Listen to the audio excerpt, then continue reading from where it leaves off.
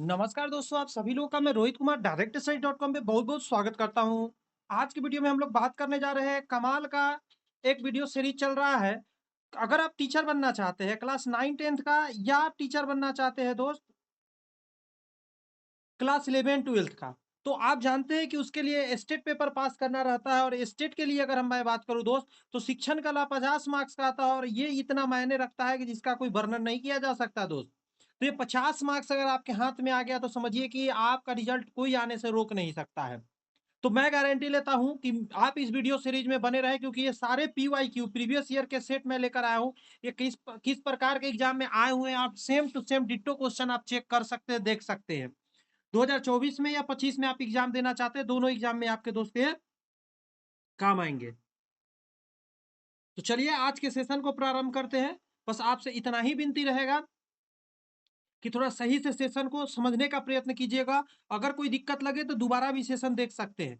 मैं अपने बारे में थोड़ा-सा बता दूँ जल्दी-जल्दी में, मेरा नाम रोहित कुमार हुआ और सबसे बड़ा सवाल स्टूडेंट का होता है कि आज के डेट में बहुत सारे सर लोग पढ़ा रहे हैं, तो मैं इनसे क्यों पढ़ूँ? तो मैं 3 ऐसे फैक्टर मेजर बताऊँगा, जिससे आप विश्वास कर सकते हैं कि हाँ, ये बंदा जो मुझे पढ़ा रहा है, वो 100% जेन्युइन कंटेंट दे सकता है। सबसे पहला ये फैक्टर है कि आज मैं 2009 से क्लास ले रहा हूँ, बच्चों को पढ़ा रहा हूँ, यानी 15 सालों का एक्सपीरियंस, ये सबसे बड़ा फैक्टर है जो आप हमें कह सकते हैं कि हाँ। दूसरी फैक्टर ये है कि मैं खुद गवर्नमेंट जॉब में हूँ, जॉब कर रहा हूँ, तो मुझे ये आइडिया ज़रूर है कि कैसे बच्चों को पढ़ाया जाता है, कैसे मैंने जॉब लिया है, कौन से वो चीज़ें मैंने पढ़ा है। तीसरी ये जो फैक्टर है, वो है कि मेरे यहाँ से ऑलरेडी बहुत सारे बच्चे ऑलरेडी गवर्नमेंट जॉब ले चुके हैं, जो आज अपने नौकरी पे हैं, काम कर रहे हैं। सोच के देखिए ये 3 ऐसे फैक्टर हैं, जो मुझे ऑथेंटिक चीज़ लाने के लिए आपके सामने मजबूर करता है और आपको मुझसे पढ़ना चाहिए। तो चलिए आज के सेशन को बढ़ाने से पहले एक और बात बता दूँ छोटा-सा कि ये और भी सीरीज़ चल रहा है हमारे चैनल पे। हर एक एग्ज़ाम के लिए एक काम का है। इसमें नौकरी में आया हुआ सारा हम लोग क्वेश्चन जीके, जीएस कंप्लीट कर रहे हैं। भारत का राज्य व्यवस्था भी चल रहा है। सॉरी वो तो कंप्लीट हो गया है, ये पुराना लगा हुआ है स्लाइड इसमें, तो आप जाके चैनल पे डिस्क्रिप्शन में लिंक है, आप देख सकते हैं। नेक्स्ट बात करूँ दोस्त, तो मैथ्स का चल रहा है, इसमें भी बहुत बेहतरीन-बेहतरीन क्लासेस आ गए हैं। आप उसे चैनल में जा सकते हैं, डिस्क्रिप्शन में लिंक है। दोस्त आज के आज के क्लास में जो चलने जा रहा है, वो देखिए कब आया था एग्ज़ाम में, 8 तारीख 9वाँ महीना 2023 के शिफ्ट सेकंड में आया था। 8 तारीख 9वाँ महीना 2023 के शिफ्ट सेकंड में आया था एग्ज़ाम में। वो क्वेश्चन है, बिहार विद्यालय परीक्षा समिति शिक्षक पात्रता परीक्षा, बिहार स्टेट अनिवार्य प्रश्न पत्र 50 मार्क्स के लिए। तो चलिए आज के सेशन को प्रारंभ करते हैं। बस इतना ही रिक्वेस्ट करेंगे कि इन चीज़ों को हल्के में नहीं लीजिए क्योंकि क्वेश्चन दोस्त मैंने नहीं सेट किया है। ऑलरेडी आप देख सकते हैं एग्ज़ाम में आया हुआ है, सेम डिट्टो क्वेश्चन आया एग्ज़ाम में, बच्चे ने बनाया है। अगर आप ऐसे क्वेश्चन का प्रैक्टिस करके जाएँगे, तो सोच के देखिए क्या तहलका मचाएँगे। 50 मार्क्स अगर आपने उठा लिया दोस्त, तो आपको कोई नहीं रोक सकता एग्ज़ाम लेने से। चलिए, पहला प्रश्न है, एक अधिक संख्या वाली कक्षा में सबसे उपयोगी विधि है। एक से अधिक संख्या वाली कक्षा में सबसे उपयोगी विधि क्या हो सकता है? वाद-विवाद, विचार-विमर्श, दलगत कार्य, व्याख्यान, स्व-अध्ययन। व्याख्यान हो जाएगा। बहुत सारे बच्चे हैं तो आप व्याख्यान देना होगा। व्याख्यान भी एक पारंपरिक विधि है जो शिक्षक को बड़ी संख्या में छात्रों को एक साथ जानकारी प्रदान करने की अनुमति देता है। लेकिन यह छात्रों के सक्रिय भागीदारी को सीमित कर सकता है, जो अधिक संख्या वाले कक्षा में सबसे उपयोगी विधि है। ध्यान रखिएगा ये नेगेटिव में आता है, लेकिन जब बहुत सारे बच्चे हो और सीनियर बच्चे हो, तो वहाँ पे ये व्याख्यान विधि लागू होता है, लेक्चर जिसको बोलते हैं। छात्र-छात्राओं के मिश्रित कक्षा में सहयोग उन्नत करने हेतु अच्छी विधि क्या है? तो इसके लिए दलगत कार्य बोलते हैं, मतलब सब बच्चे मिल के जहाँ काम कर रहे होते हैं, उसको कह सकते हैं। थोड़ा बैकग्राउंड से नॉइज़ वगैरह जाएगा, उसे इग्नोर करिएगा क्योंकि मैं ज़ोर से बोल रहा हूँ ताकि आपको आवाज़ अच्छे से सुनाई दे। क्योंकि पास में सड़क है, गाड़ियाँ चलते रहती है, तो थोड़ा-सा डिस्टर्ब हो सकते हैं आप। लेकिन कोई बात नहीं है, आपको फ़ोकस सिर्फ़ पढ़ाई पर रखना है, क्वेश्चन पर रखना है। क्योंकि ये जो बैकग्राउंड के नॉइज़ है, मेरे यहाँ हो रहा है, आपके यहाँ भी होते होंगे। लेकिन क्या है हमारे लिए एक ज़रूरत? हमारे लिए ज़रूरत है क्वेश्चन। तीसरा 2 क्वेश्चन आया, दोनों आसान था, दोनों नंबर उठाने वाला था, समझिएगा इस बात को।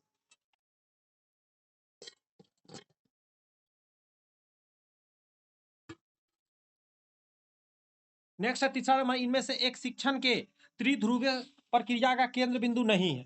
त्रिध्रुवीय की बात आ गया, पिछले सेशन में भी आया था, शिक्षण विधि।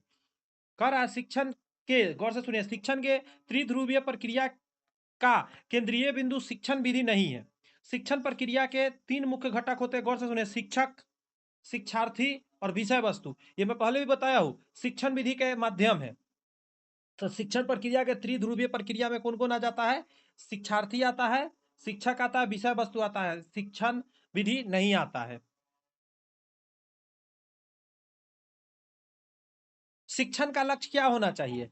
सूचना प्रदान करना, ये तो सबसे गलत हो जाता है, सूचना देना नहीं होता है। छात्रों की क्रिया में शामिल करना, ज्ञान अंतर्निर्दिष्ट करना, व्यवहार में वांछनीय बदलाव लाना। व्यवहार में बदलाव से बढ़िया कुछ नहीं होता है, डी आंसर होने का 100% संभावना है। अब देख लीजिए आंसर यहाँ दिया गया है। मैंने बोला ना, व्यवहार में अगर आप बदलाव आ रहा है, तो आप समझिए कि आपने झंडा गाड़ दिया, आपसे बढ़िया कोई काम कर ही नहीं सकता बच्चों के हित में। नेक्स्ट क्वेश्चन है कि आगमन विधि क्या है? बहुत अच्छा विधि होता है, निगमन से अच्छा आगमन विधि होता है।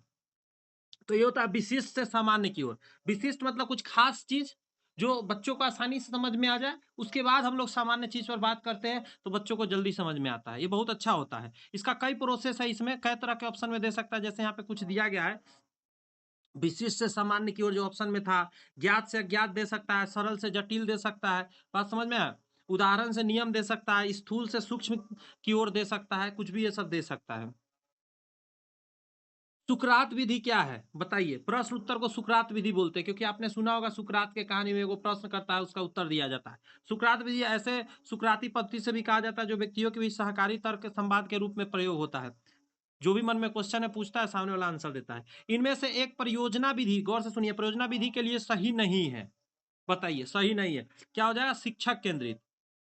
परियोजना विधि छात्रों को सक्रिय रूप से शिक्षा प्रक्रिया में भाग लेने के लिए प्रेरित करता है। शिक्षक केंद्रित परियोजना विधि छात्रों को केंद्र में रखने के बजाय शिक्षक को केंद्र में रख देता है। तो परियोजना विधि का अथी नहीं है। शिक्षक केंद्रित में बच्चा का वैल्यू घट जाता है।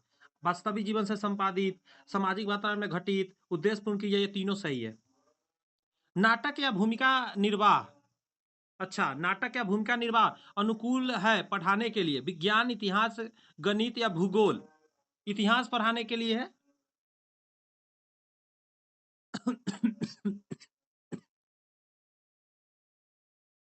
इतिहास में घटे घटना को नाटक के द्वारा समझाया जाता है तो अच्छे से बच्चे समझते हैं। अब गणित में क्या नाटक हो सकता है सोचिए?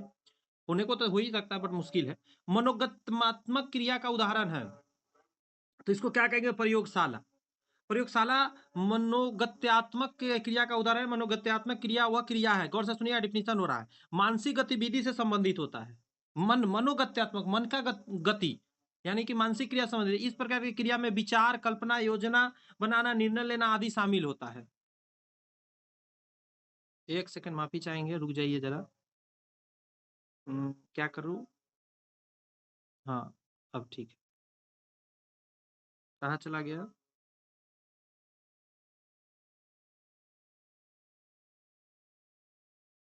हाँ, ये था। अब अगला क्वेश्चन पर आइए।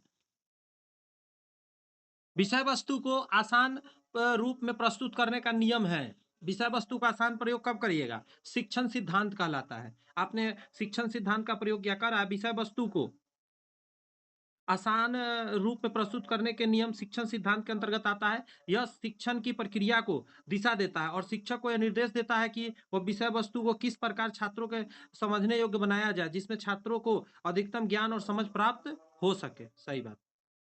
प्रस्तावना संबंधित है। प्रस्तावना किससे संबंधित है?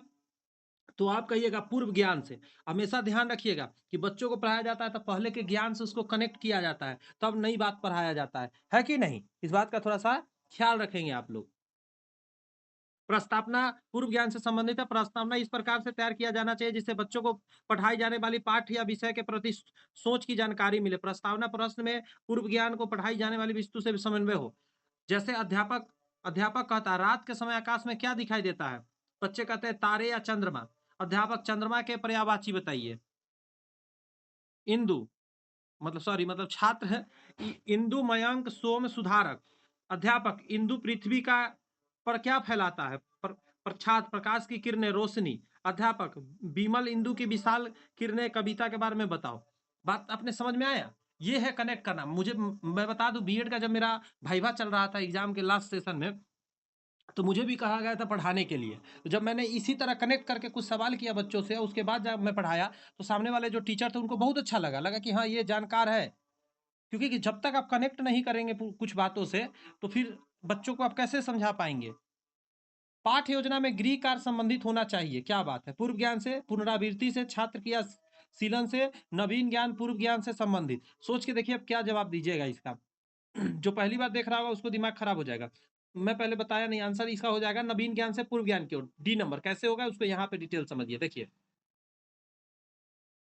कह रहा है पाठ्य योजना में गृह कार्य से संबंधित नवीन ज्ञान पूर्व ज्ञान से संबंधित होना चाहिए, क्योंकि यह छात्रों को नवीन विषय समझने में मदद करता है और उसके पूर्व ज्ञान को अधिक मजबूत करता है। नवीन ज्ञान से छात्र नई नई चीजें सीखता है, सीखी गई बात का अभ्यास कर सके और उन्हें अपने ज्ञान में समाहित कर सके। ध्यान रखिएगा, तो ये सब शब्द को पकड़ना है, ये सब नंबर दिलाने वाला है भाई, नंबर दिलाने वाला है। इन चीजों को हल्के में ना लीजिएगा। पाठ्य योजना के खोजी प्रश्न की आवश्यकता है, बताइए कितना बढ़िया क्वेश्चन है। ये सारा नंबर दिलाने वाला, ये सब हार्ड नहीं है। पाठ्य योजना के खोजी प्रश्न की आवश्यकता है, तो आंसर हो जाएगा उपयुक्त सभी। पूर्व अनुभव, विषय ज्ञान, पूर्व ज्ञान से, पूर्व अनुभव, पूर्व ज्ञान, विषय से, सभी हो जाएगा। पाठ्य योजना के खोजी प्रश्न में शिक्षक छात्रों से उनके पूर्व ज्ञान, पूर्व अनुभव, विषय ज्ञान का उपयोग करता है, जिससे शिक्षण प्रक्रिया में रुचि और जिज्ञासा बढ़ती है। छात्रों को नए ज्ञान के प्रति उत्साह किया जा सकता है। उपयुक्त सभी कथन सत्य हो जाएगा। इसका जवाब दे जरा। विशिष्ट उद्देश्य की उपलब्धि सुनिश्चित करने हेतु उपयोग होता है, मूल्यांकन होता है। अच्छा देखिए ना, विशिष्ट उद्देश्य की उपलब्धि, उपलब्धि का मतलब कैसे सीखिएगा? उपलब्धि तो मूल्यांकन से नहीं पता करिएगा कि क्या बच्चा उपलब्धि किया हासिल, इसे समझना है। छोटा सा दिमाग लगाइएगा, बन जाएगा।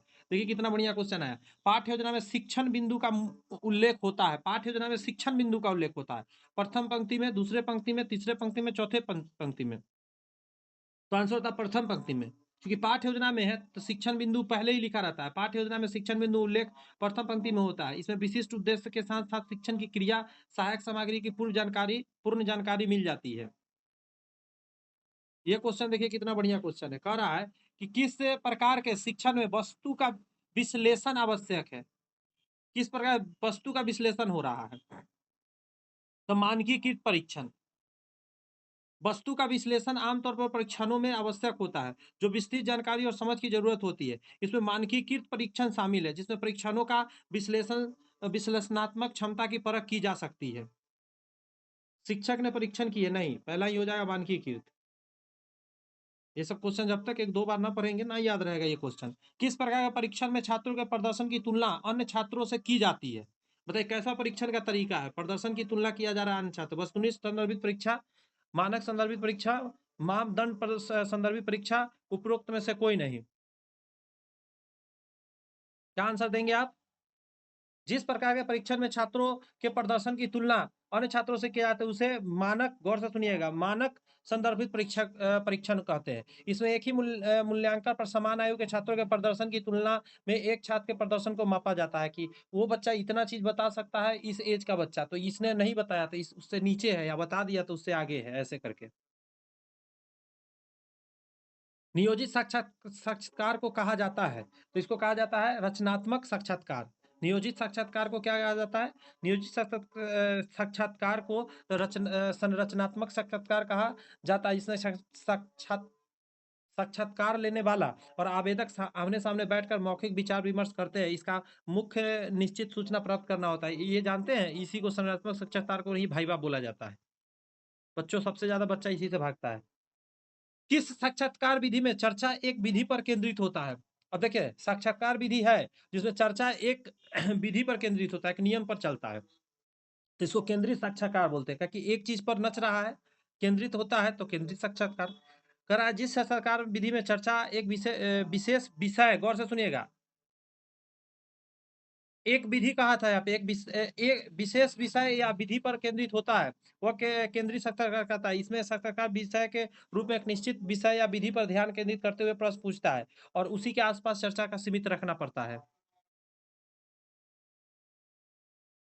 आइटम विश्लेषण आमतौर पर यह पता लगाने पर केंद्रित होता है, तो सारे चीज, ध्यान भटकने वालों की प्रभावशीलता, सुविधा सूचकांक, भेदभाव शक्ति।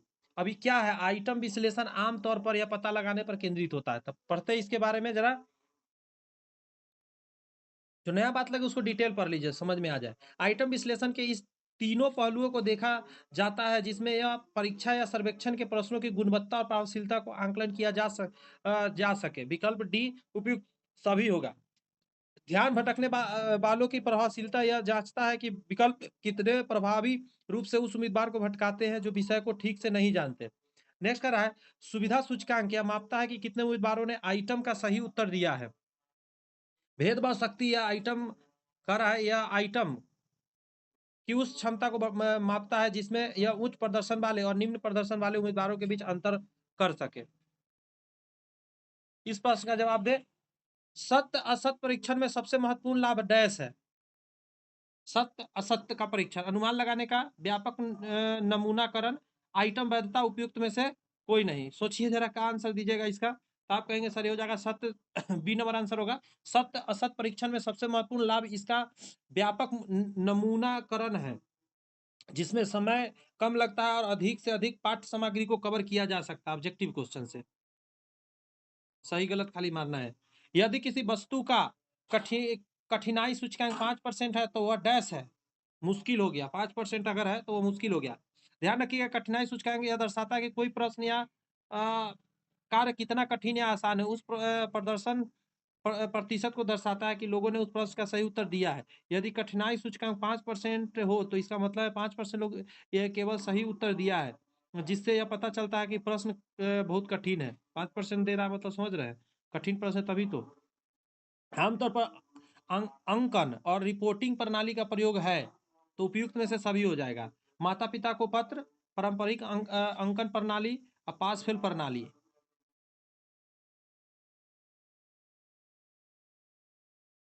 मापन मूल्यांकन, क्वेश्चन का जवाब दीजिए। मापन मूल्यांकन सॉरी मापक मूलतः डैश है तो आंसर हो जाएगा संख्यात्मक मूल्य।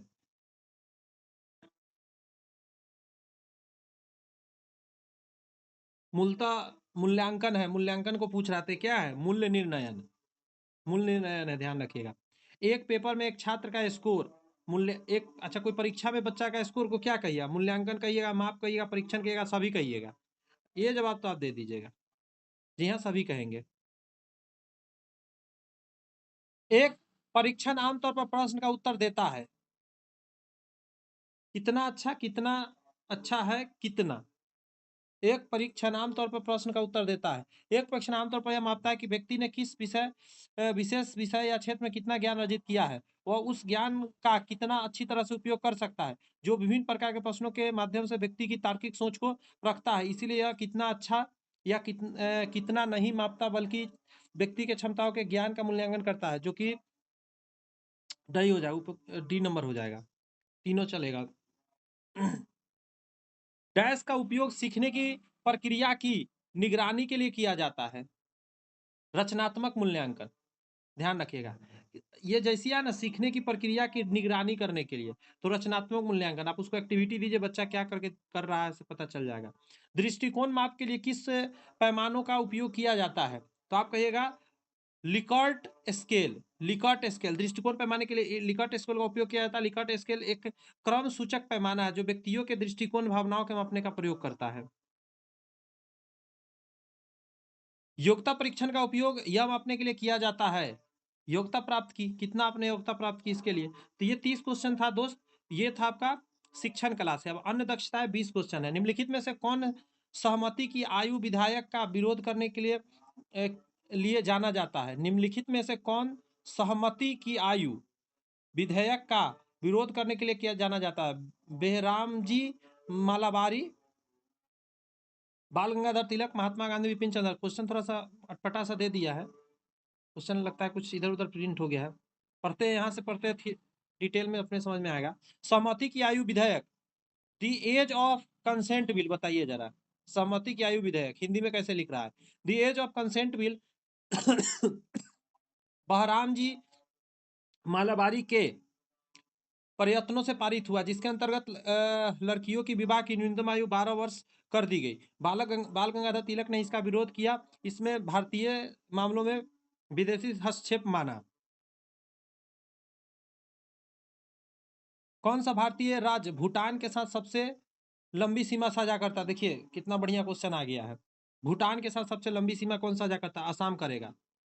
कह रहा है कि भारत की यदि बात करें, भारत भूटान के साथ टोटल 699 यानी तकरीबन 700 किलोमीटर लंबी सीमा साझा करता है। भूटान की सीमा असम से 267 किलोमीटर, अरुणाचल प्रदेश के साथ 217 किलोमीटर, पश्चिम बंगाल से 185 किलोमीटर तथा सिक्किम से 32 किलोमीटर लगती है। सर्वाधिक सीमा असम से लगता है। इसमें कई बात आपने सीख लिया। अगला क्वेश्चन बहुत बढ़िया क्वेश्चन है। वाणिज्यिक बैंकों की अपनी ऋणों और अग्रिमों का विस्तार करके जमा राशि का विस्तार करने की शक्ति को निम्नलिखित में से क्या कहा जाता है? तो आंसर हो जाएगा क्रेडिट निर्माण। कह रहा है साख निर्माण बैंकों की वह शक्ति है जिसमें ऋणों, अग्रिमों और विनिमयों के द्वारा अपनी गौण जमा का प्राथमिक जमा से अधिक विस्तार करते हैं। क्वेश्चन है कि बिहार सोशलिस्ट पार्टी की स्थापना 1934 में हुआ, इसके सचिव कौन थे? तो आंसर हो जाएगा जयप्रकाश नारायण। ये सही बात है। बिहार सोशलिस्ट जो 1931 में गंगा शरण सिन्हा, राम वृक्ष बेनीपुरी और रामानंद मिश्रा ने स्थापित किया। इसकी औपचारिक स्थापना 1934 में पटना के अंजुमन इस्लामिया हॉल में हुई। इसके अध्यक्ष आचार्य नरेंद्र देव एवं सचिव जयप्रकाश नारायण थे। आचार्य नरेंद्र देव थे बिहार सोशलिस्ट पार्टी का और सचिव जयप्रकाश नारायण थे, लेकिन इसको स्थापित किया था कौन कौन? तो गंगा शरण सिन्हा, राम वृक्ष बेनीपुरी और रामानंद मिश्रा ने किया था 1934 पटना के अंजुमन इस्लामिया हॉल में। अगला क्वेश्चन कितना बेहतरीन क्वेश्चन है। कह रहा है सियोम ब्रिज का उद्घाटन किस राज्य केंद्र शासित प्रदेश में किया गया है? तो आंसर हो जाए अरुणाचल प्रदेश में।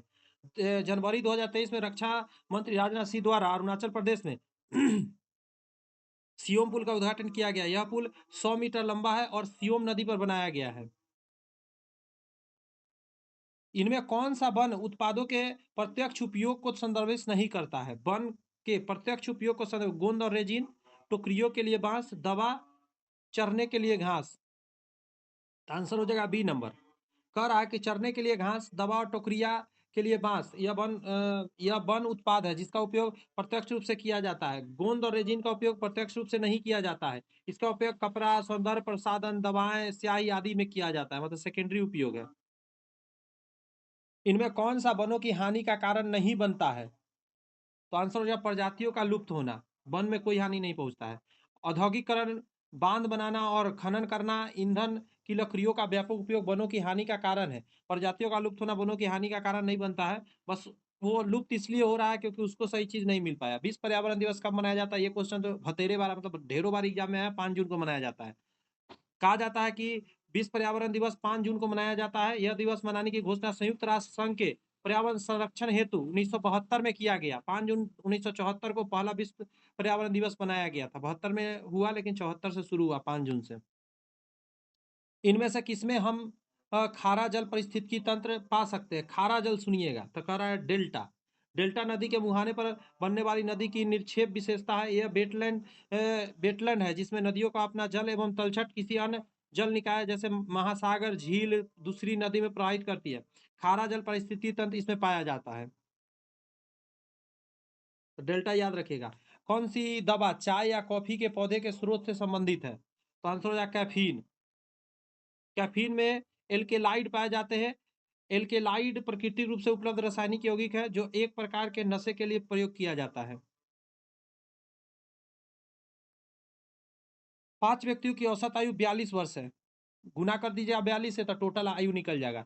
दूसरे समूह में 8 लोग हैं जिनकी औसत इतना है, इसको भी गुना कर दीजिएगा तो आपका टोटल निकल जाएगा। हम दोनों समूह को मिला दिया जाए तो सभी लोग की औसत क्या हो जाएगा? तो दोनों को जोड़ के टोटल 8 5 13 से भाग देना होगा। देखिए जो मैंने बोला यहाँ पे किया गया है। 42 को 5 से गुना, 8 से 81 को, और उसके बाद दोनों जोड़ देना है। 8 5 13 को एक्स लिख देना है, दोनों बराबर होना चाहिए। इसको जब सॉल्व करिएगा आंसर आपका आ जाएगा। 1000 पर 2% की दर से 2 साल के लिए चक्रवृद्धि के बाद ब्याज क्या होगा? सीआई का फॉर्मूला बहुत आसान होता है।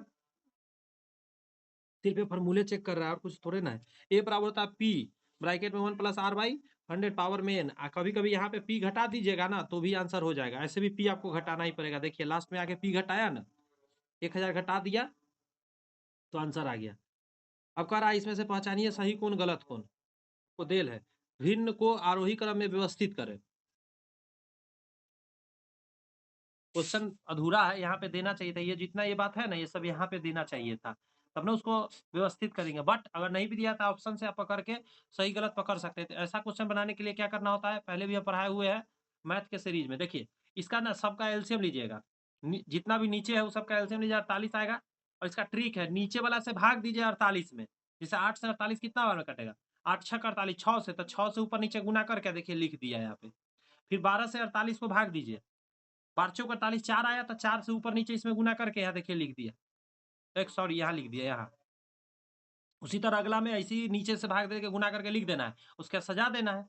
सजाने के बाद ये जिसका जिसका वैल्यू था, ये जो वैल्यू आया, ये वैल्यू सब ऊपर से यहाँ से देख देख के लिख लिया जाता है। सज गया, ये वाला जो ऑप्शन में होगा आंसर हो जाएगा। ये क्वेश्चन कर रहा है दो संख्याओं का एलसीएम इतना है लेकिन इसका जीसीडी मतलब एचसीएफ इतना 23 है। संख्या का अनुपात दे दिया है, दोनों में से सबसे बड़ी संख्या कौन सी है? तो इसमें एक्स लगा दीजिए, तुरंत बन जाएगा। एलसीएम गुने एचसीएफ कर दीजिए एक तरफ, और एक तरफ संख्या का गुना कर दीजिए। यहाँ पे देखिए संख्या का एक तरफ गुना किया, एक तरफ एलसीएम में सिर्फ 23 आ गया, 23 गुने 23 बराबर एक्स स्क्वायर, तो एगो 23 आ जाएगा। तो बड़ा संख्या निकालने के लिए आप क्या करेंगे? एगो था 1x, एगो था 6x, तो 6x में गुना कर दीजिए, बड़ा संख्या निकल गया 138। यदि 6 मीटर ऊंचे टावर की छाया जमीन पर 2√3 मीटर लंबी पड़ती है तो सूर्य की ऊंचाई कितनी है? तो देखिए इसके लिए क्या करिएगा, ध्यान दीजिए, बहुत आसानी से करिएगा। आपको ये हाइट निकालना है। एक सेकंड रुक जाइए, क्या क्वेश्चन पूछा है? यदि 6 मीटर ऊंचे टावर की छाया जमीन पर इतना का पर पड़ती है तो सूर्य की ऊंचाई क्या है?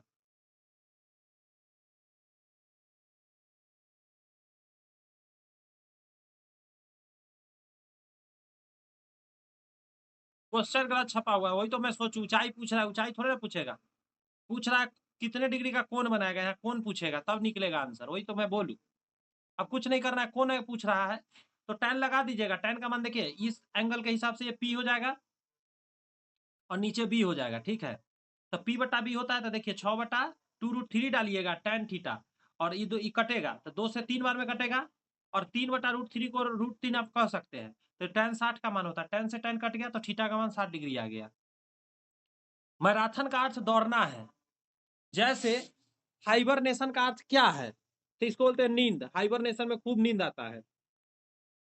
नीचे दिए शब्दों की श्रेणी में संबंधित विकल्प का चयन कीजिए। सिनेमा, अभिनेता, निर्देशक,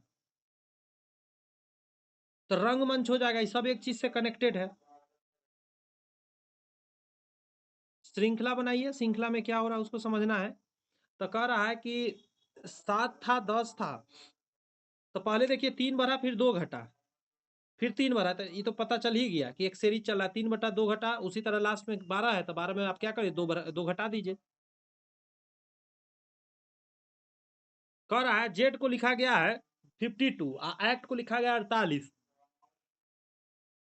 देखिए 26 नंबर पर जेड आता है तो उसका डबल कर दिया गया है, तो इसमें भी पक्का ही सभी का जितना नंबर पे आता है उन सभी को जोड़ के डबल किया गया होता है। देखिए टी आता है 20 नंबर पे, सी आता है 3 नंबर, ए आता है 1 नंबर, तो 24 हो गया। 24 दूनी 48 कर दिया, तो बी देखिए टी आता है 20 नंबर, ए आता है 1 नंबर, ए आता है 2 नंबर, तो कितना आएगा? 20 आ 1 21, 21 और 2 23, 23 दूनी 46 आंसर आपका हो जाएगा।